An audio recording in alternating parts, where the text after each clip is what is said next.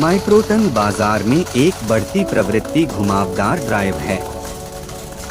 Canada में पहली घुमावदार ड्राइव का निर्माण 2013 में किया गया था। लंबी ड्राइव लंबाई के संयोजन में घुमावदार ड्राइव मध्यवर्ती शाफ्ट को खत्म कर सकती है, जो निर्माण की लागत को कम कर सकती है और सतह पर व्यवधान को कम कर सकती है। लंबी ड्राइव लंबाई, मिश्रित वक्र और अब सख्त त्रिज्या और बड़े व्यास माइक्रोटनलिंग तकनीकों के साथ जो हासिल किया जा सकता है, उसकी सीमा बढ़ जाती है। इस विधि का उपयोग कठिन ज़मीनी परिस्थितियों जैसे नरम मिट्टी में सबसे अच्छा किया जाता है, लेकिन इसका उपयोग सभी प्रकार की मिट्टी, रेत मिट्टी और यहाँ तक कि कठोर चट्टान में भी बोर करने के लिए किया जा सकता है। यह अपने सीलबंद और दबावयुक्त चेहरे के कारण भूजल स्तर के नीचे विशेष रूप से अच्छी तरह से काम करता है। यह भूजल और मिट्टी को मशीन में जाने से रोकता है। यह एक कारण है कि हमने Cambridge MI fort PL6 storm water storage tank project PL6 पर माइक्रोटनलिंग का उपयोग किया, क्योंकि हम भूजल स्तर के नीचे नरम बोस्टन ब्लू क्ले में थे। टनलिंग ड्रिल फेस का पास से चित्र। सर्वोत्तम को चुनने के लिए यह जानना महत्वपूर्ण है कि मशीन को किस प्रकार के स्तरों से होकर गुजरना होगा, लेकिन साथ ही कटर हेड को होने वाले नुकसान से भी बचाना होगा। जमीन के ऊपर और नीचे अनोखी परिस्थितियाँ। कैम्ब्रिज शहर के लोक निर्माण विभाग का PL6 परियोजना का समग्र उद्देश्य ऐतिहासिक बाढ़ की समस्याओं को कम करना और पोर्ट पड़ोस में आवासीय और वाणिज्यिक बेसमेंट संपत्तियों में सैनिटरी सीवेज बैकअप करना था। अतिरिक्त प्रवाह को सुरंग के माध्यम से उपलब्ध क्षमता के साथ निकटवर्ती जलग्रहण क्षेत्र में पहुंचाया जाएगा।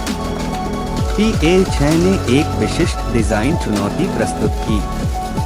इसे दो इमारतों के बीच एकल ट्रेंचलेस क्रॉसिंग थ्रेड की आवश्यकता थी, जिनमें से एक उस समय निर्माणाधीन थी और Massachusetts Bay Transit Authorities MBTA Red Line subway के तहत।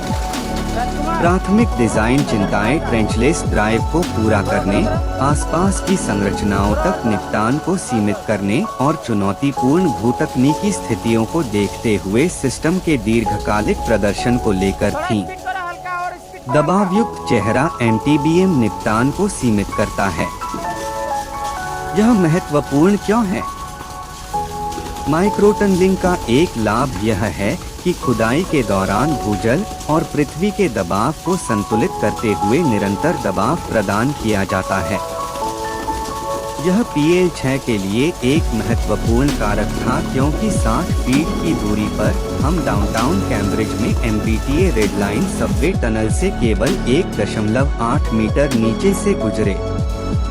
यह एक संरचना और सेवा है जिसे आप विस्थापित नहीं करना चाहेंगे। जैसे जैसे सुरंग बनाने की प्रक्रिया आगे बढ़ती है, खुदाई का हिस्सा घोल या वातानुकूलित मिट्टी से स्थिर कर दिया जाता है और पाइपलाइन या पेंच बर्मा से युक्त एक बंद प्रणाली में कटिंग हटा दी जाती है। पायलट ट्यूब या पूर्व स्थापित रेलें पूरक विधियां हैं, जिन्हें अक्सर TBM या आवरण दोनों का समर्थन करने और ड्राइव के दौरान डूबने से रोकने के लिए नियोजित किया जाता है। कभी कभी परेशानी भरी भूमिगत स्थितियों में ऊंचाई और ग्रेड को बनाए रखने में दिशात्मक नियंत्रण उतने प्रभावी नहीं होते हैं और ये अतिरिक्त दृष्टिकोण सटीकता का समर्थन करते हैं। PL6 के उदाहरण में 194 फीट लंबी सुरंग को 63 इंच के स्टील आवरण के रूप में डिजाइन किया गया था, जिसकी ऊंचाई जमीन की सतह से लगभग 50 फीट नीचे और मौजूदा रेड लाइन कम्यूटर रेल सुरंग के नीचे लगभग 21 फीट थी। भूमिगत सुरंग के लिए सक्रिय निर्माण स्थल। कभी कभी यह एक कठिन दबाव हो सकता है, क्योंकि सभी निर्माण भूमिगत नहीं हो रहे हैं।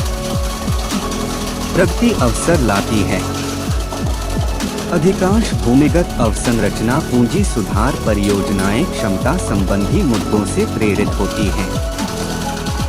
ये स्थितियां अक्सर अपने साथ घने शहरी वातावरण और सीमित कार्य क्षेत्र के लिए महत्वपूर्ण मौजूदा बुनियादी ढांचा लेकर आती हैं। सर्वोत्तम प्री प्रोजेक्ट रिपोर्ट और अध्ययन के साथ भी भूमिगत काम करना हमेशा अज्ञात की भावना लाता है।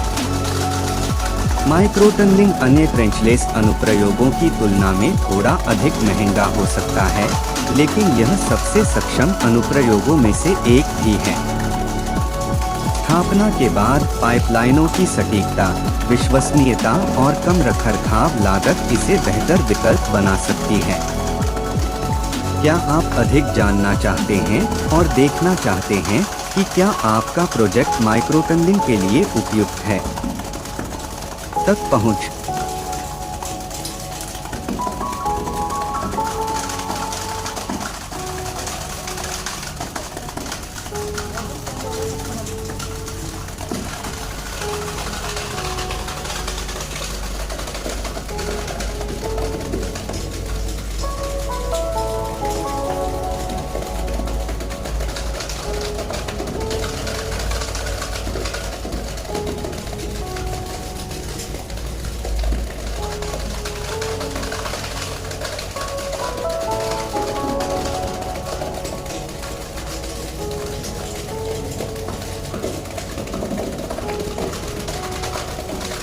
राजकुमार, थोड़ा सूट पे इधर करो हल्का।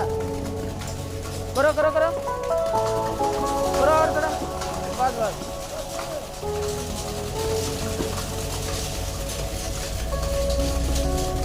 थोड़ा स्पीड करो हल्का और स्पीड करो हल्का।